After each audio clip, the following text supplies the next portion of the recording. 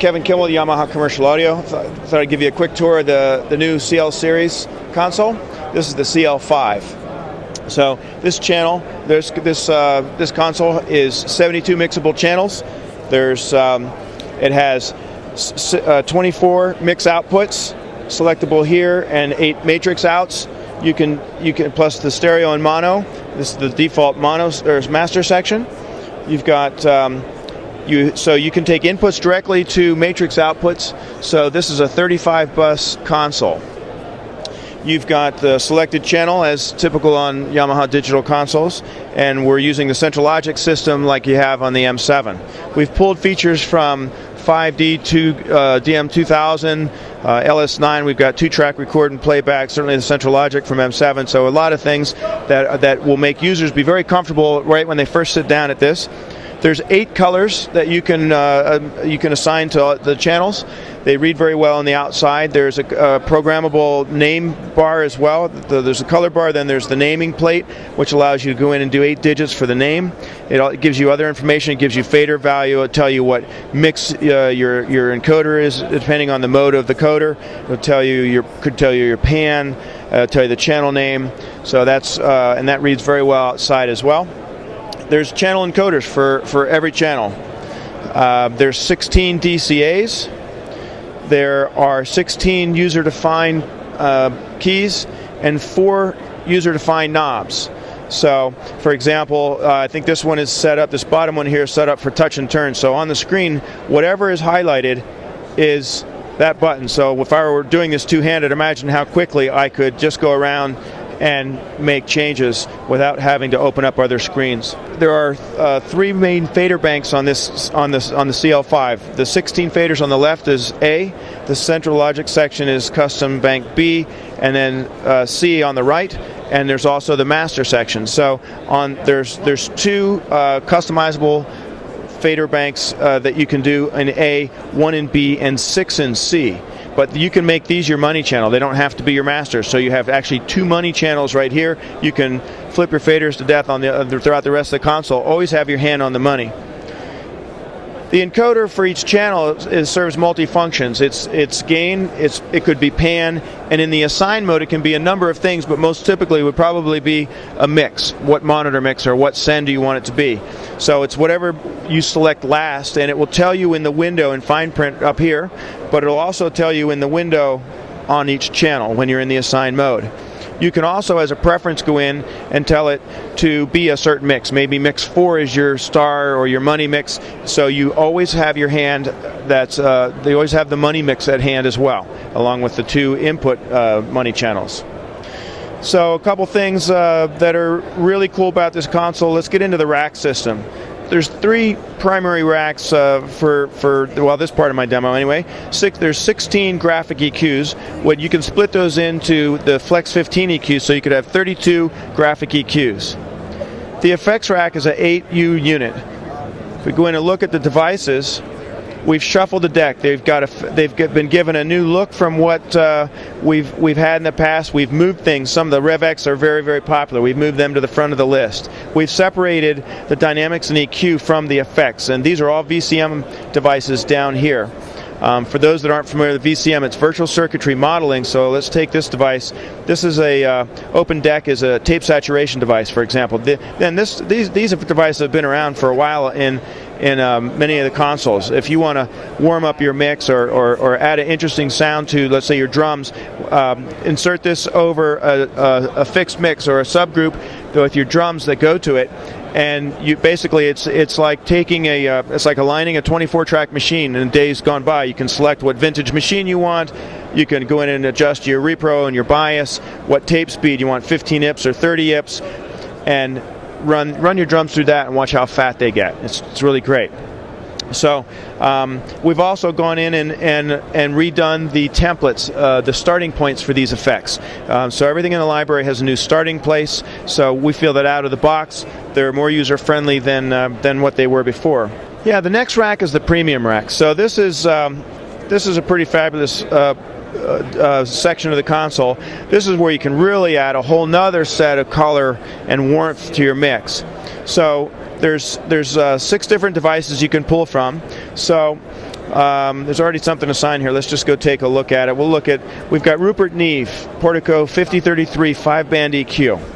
So with Assist on, you get these numbers that tell you what encoder it is. It also tells you across the bottom, but it's helpful here. So because there's just so many encoders, there's so many knobs here, it's going to be useful to have that.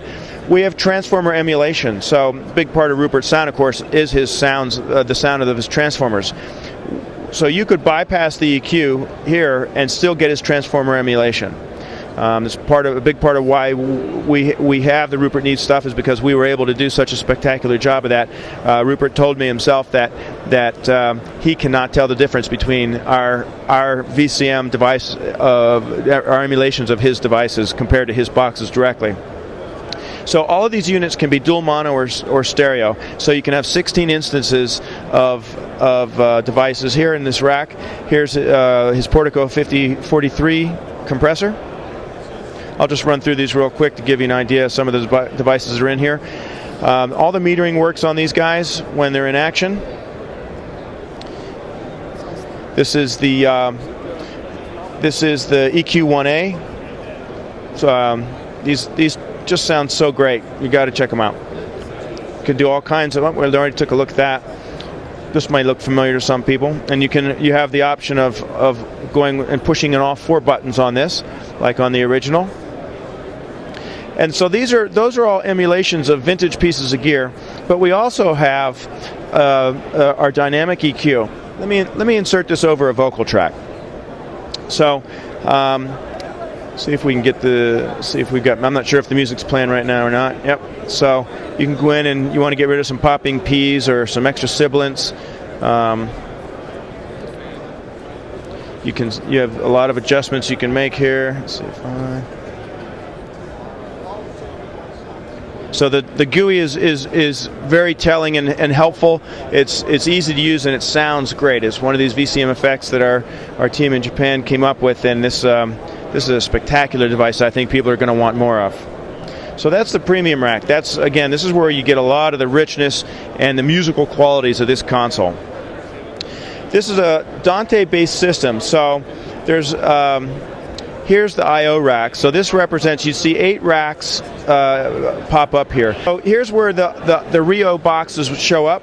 The ones that are not plugged in or yellow, they're virtual.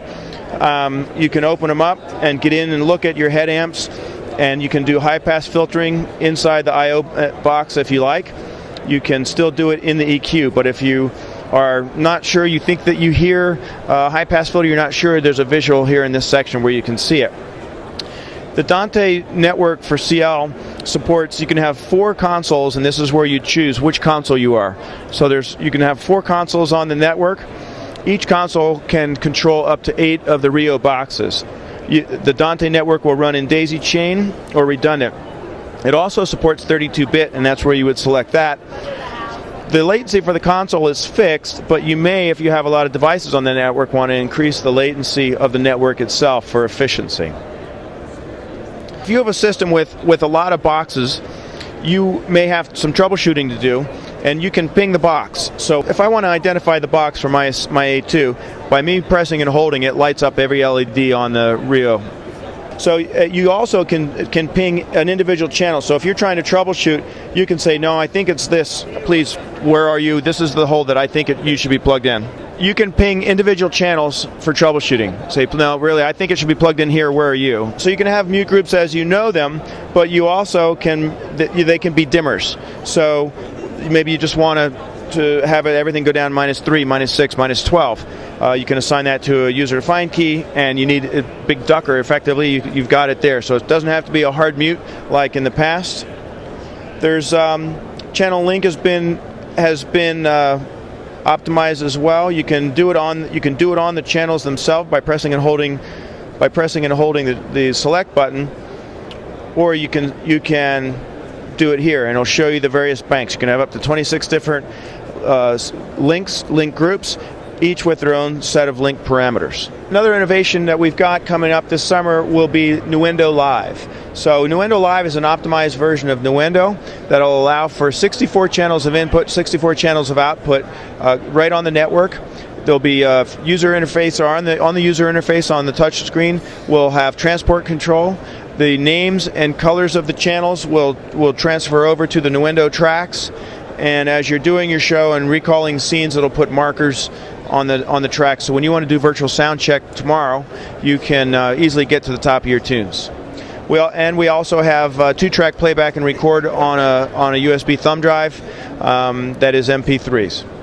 The Nuendo Live records WAV files, so you'll be able to take the files to any studio and edit them and play them back in any system you like. So there's a quick overview of the CL5 console from Yamaha Commercial Audio. We'll see this on the streets before summer.